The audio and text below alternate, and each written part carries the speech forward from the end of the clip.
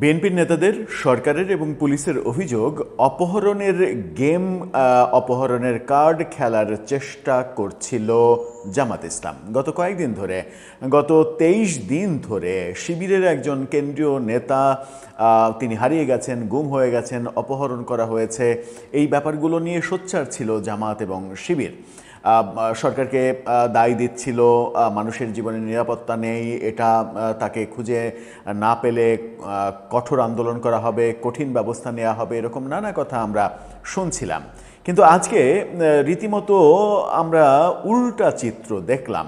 যারা ধর্মের নামে রাজনীতি করে তারা এইভাবে মিথ্যা কার্ড মানে অপহরণ কার্ড কেন খেলবে সেই প্রশ্নটা সামনে এসেছে। এবং জানা গেল যে সেই শিবির নেতা মানে একজনের সঙ্গে প্রেম করতেন, ছলনা করেছেন, তার সঙ্গে খারাপ সম্পর্ক তৈরি করেছেন, ভ্রূণ নষ্ট করেছেন এবং মামলা হয়েছে এবং সেই মামলায় আজকে তাকে অ্যারেস্ট করা হয়েছে এবং পুলিশ বলছে যে অপহরণ হয়নি, তিনি নিজেই পালিয়েছিলেন, গা ঢাকা দিয়েছিলেন এই মামলা থেকে বাঁচার জন্য। ওদিকে কুলকিনারা না পেয়ে তড়িঘড়ি করে কেন্দ্র থেকে, শিবিরের কেন্দ্র থেকে তাকে বহিষ্কার করা হচ্ছে। আদতে কি হচ্ছে? রাজনীতির নামে, মানে যারা নর্মাল রাজনীতি করেন তাদের কথা আলাদা, যারা ধর্মের নামে রাজনীতি করেন তারা রাজনীতির নামে এরকম মিথ্যা বয়ান, মিথ্যা প্রোপাগান্ডা এগুলো কেন দেবেন? তাদের তো নৈতিক অবস্থানটা খুবই তীক্ষ্ণ এবং মানে কি বলবো, সুদৃঢ় থাকা উচিত। কি হলো তাকে নিয়ে, এই শিবির নেতা জিসানকে নিয়ে কি হলো? চলুন একটু জেনে দেখি কি বলছে গণমাধ্যম, কি বলছে পুলিশ, কি বলছে সরকার। থাকবেন পলিটিক্স টিভির নিয়মিত দর্শক। বলছিলাম শিবির নেতার কথা। শিবিরের কেন্দ্রীয় নেতা গত 23 দিন ধরে নিখোঁজ, অভিযোগ করা হচ্ছিল তাকে গুম করা হয়েছে, অপহরণ করা হয়েছে। কিন্তু শেষে আজকে জানা গেল যে সে নিজেই পালিয়েছিল, কারণ ভয়াবহ একটা অপরাধ করেছে সে। একজন নারীর সঙ্গে অবৈধ সম্পর্ক তৈরি করেছে, প্রেমের নামে তার তাকে প্রেগন্যান্ট করেছে এবং তার ভ্রূণ নষ্ট করার অভিযোগও করা হয়েছে। ভয়াবহ অভিযোগ। এটা এতটাই অনৈতিক অভিযোগ যে এই গ্রেপ্তার যখন হলো তখন এই ভদ্রলোকের কপালে বড় ধরনের দুঃখ হয়ে আছে। প্রথম আলোর শিরোনামটা দেখে নিন। প্রথম আলো বলছে, বিয়ে এড়াতে আত্মগোপনে যান শিবির নেতা জিসান, ধর্ষণ ও ভ্রূণ নষ্টের মামলায় গ্রেপ্তার। পুলিশ বলছে এটা। কুমিল্লার দাউদকান্দি থেকে নিখোঁজ হওয়ার পর একদিন পর লাকসামে উদ্ধার ছাত্র শিবিরের কেন্দ্রীয় নেতা জিসান মিয়া প্রধানের বিরুদ্ধে ধর্ষণ ও জোর করে ভ্রূণ নষ্ট করার অভিযোগে মামলা হয়েছে। একদিন বলা হচ্ছে, আসলে একদিন না, 23 দিন ধরে এই নিখোঁজ নাটকটা চলছিল। পুলিশের দাবি জিসানকে কেউ অপহরণ করেনি, তিনি নিজেই আত্মগোপনে ছিলেন। শুক্রবার রাতে কুমিল্লা জেলা পুলিশের এক সংবাদ বিজ্ঞপ্তিতে এই তথ্য জানানো হয়। জেলা পুলিশ সুপার আনিসুজ্জামান আজ জানান, প্রথম আলোকে বলেন, ভুক্তভোগীর করা মামলায় জিসান মিয়া প্রধান আসামি, তাকে গ্রেপ্তার দেখানো হয়েছে। তিনি কুমিল্লা মেডিকেল কলেজ হাসপাতালে পুলিশি হেফাজতে চিকিৎসাধীন। এর আগে কুমিল্লার লাকসাম রেলওয়ে জংশন এলাকায় অচেতন অবস্থায় জিসানকে উদ্ধার করা হয় গত রাতে, পরিবারের পক্ষ থেকে দাবি করা হয়।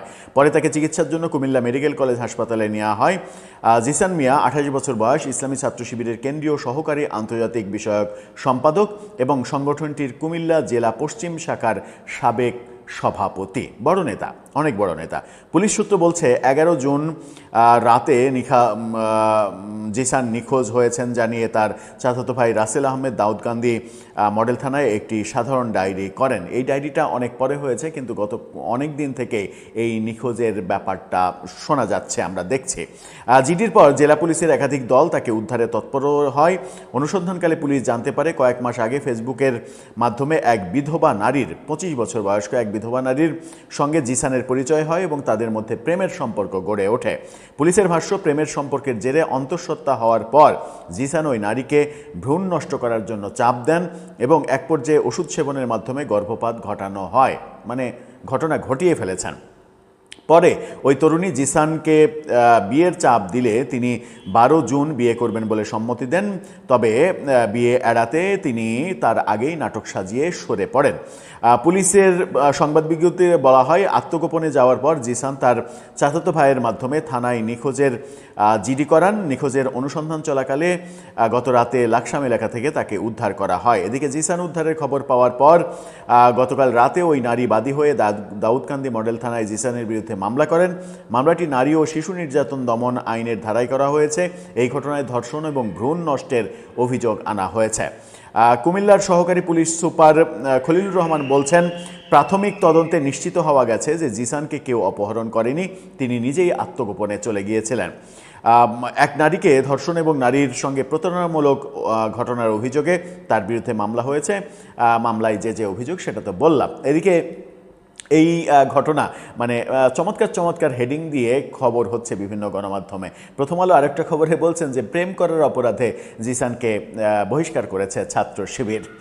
প্রেম করা তো আর অপরাধ হতে পারে না, কিন্তু প্রেম করে যে কাজটা তিনি করেছেন সেটা মহা অপরাধ, এবং এই অপরাধের সর্বোচ্চ শাস্তি কি আমি জানি না, তবে সর্বোচ্চ শাস্তি অবশ্যই হওয়া উচিত। ধর্ষণ এবং মানে ভ্রূণ নষ্ট করা মানে হচ্ছে একটা জীবনকে শেষ করা। একটা জীবনকে শেষ করার কি শাস্তি বাংলাদেশের 302 বিধি অনুযায়ী সেটা আমরা জানি। যেটাই হোক না কেন তার প্রকৃত শাস্তি হোক, এবং মানে ধর্মের নামে, রাজনীতির নামে এই ধরনের কর্মকাণ্ড যেন না চলতে পারে। মানে শুধু ধর্ম কিংবা রাজনীতি না, সাধারণ অর্থেও এই ধরনের কর্মকাণ্ড, এই ধরনের প্রতারণামূলক কর্মকাণ্ড যেন কেউ কোনো নারীর সঙ্গে করতে না পারে, সেই ব্যাপারে একটা নিশ্চিত করেই উদাহরণ তৈরি হবে এই ঘটনার মাধ্যমে। আমরা সেই প্রত্যাশা করি। আমরা এটাও প্রত্যাশা করি যে রাজনীতির নামে, নোংরা রাজনীতির নামে এই যে অপহরণ, গুম, নাটক সাজানো, এই কার্যক্রম থেকেও রাজনৈতিক দলগুলো বিরত থাকবে। দর্শক, আপনার মতামত এই ব্যাপারে জানিয়ে লিখতে পারেন আমাদের কমেন্ট।